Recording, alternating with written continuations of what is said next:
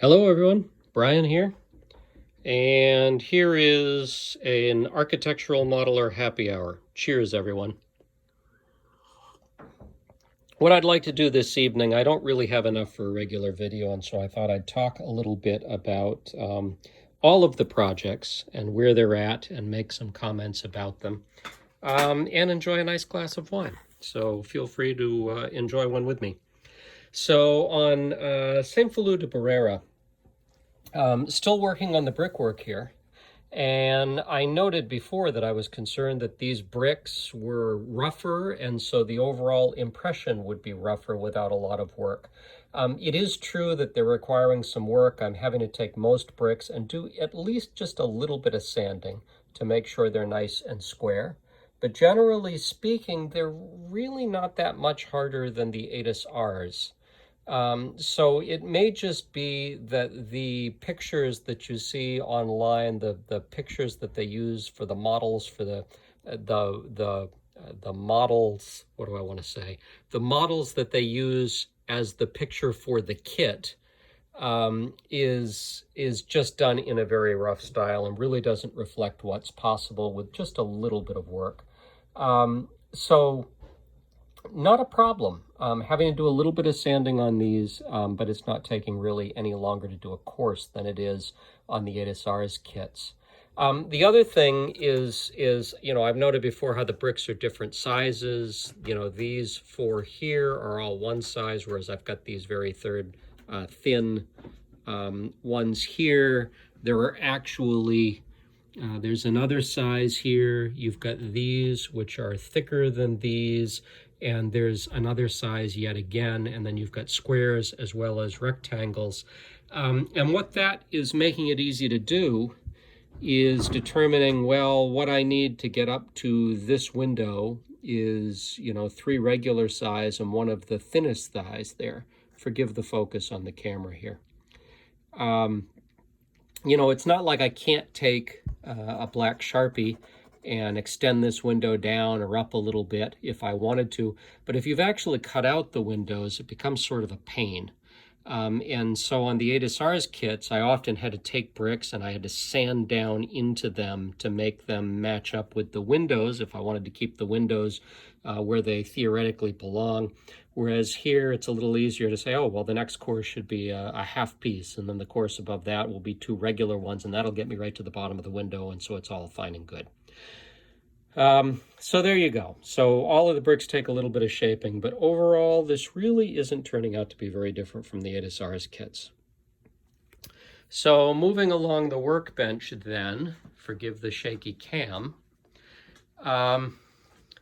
San Pedro de la Nave. Well, so here's where we are with this. The front door is in. Both side doors are in. They both look good. And so I'm really effectively done with this model. What I've got to do now is I've got to go over the whole thing with a sponge to get any remaining dust out of there. And then I've got to polyurethane it and lay down the landscaping if I'm going to do that. And I think I probably am, at least some simple grass or something here. The other thing I need to do is, you see you've got this cardstock glued down to some press boards here. And the other thing I want to do is go around here and make sure that the cardstock is trimmed neatly to the press board and that it's glued here, that there's nothing that's extending upward that's going to peel upward over time. And then if nothing else, I'm not quite sure what I'll do, but if nothing else, I'll probably just take the good old Sharpie and make that black all the way across there, the cardstock and the press board, so that it looks a little more finished. One other thing about San Pedro is that when you look at the pictures of the real building, there's a little metal cross/weather vane here, and I'm playing with whether or not I want to try and model that and put it on here. So I'm not sure. We'll take a look. So, but before I do, because the polyurethaning is new, I'm sponging down and polyurethaning, what have you, is new, I will do that first with the little chalet model. And let me just take this opportunity to say again that this is the way to go. If you are not sure about these kits, Go on to, say, Amazon is where I got this one. You know, the funny thing is this doesn't even appear in ADASR's catalog, and yet it's out there for $18 or whatever it is. This is without a doubt the way to get into this hobby. It's not a very interesting model, but you really are going to get a sense for how long it's going to take, for what's involved.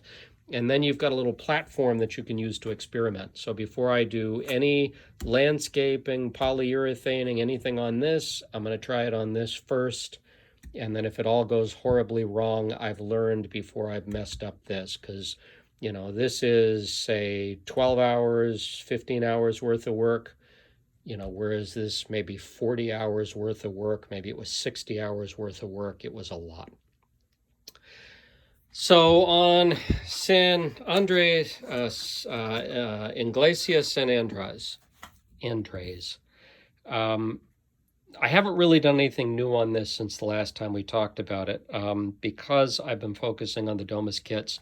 But here's kind of where my thinking's going on this. If I had this to do over again, I wouldn't have committed myself to this kind of impression that I talked about before. I would, again, go online, I would get printouts of appropriate stonework, and I would, at bare minimum, I would dress that down here. Now, I'm probably going to do that here and up here, even as it is, but I wish I hadn't committed myself to this down here. And that's principally because I really wish I had modeled the door, because there's enough, you can see in here well enough that it really would be nice if I had modeled the front door there. Also, on the real church, underneath the stairway that leads to this door, there is an opening here that leads into this extension. And this extension has windows over here. It's got 2 windows there. It's got a door back there. And what I wish I had done here now is, again, you know, printed off something like this and laid it down, cut myself the hole here that exists in the real church, and maybe dressed the inside of that extension so that when you're looking in through this door, you're looking right through it. It wouldn't have been very hard to do, and it would have added some nice detail. This is a big model, and it really invites the eye to look into detail.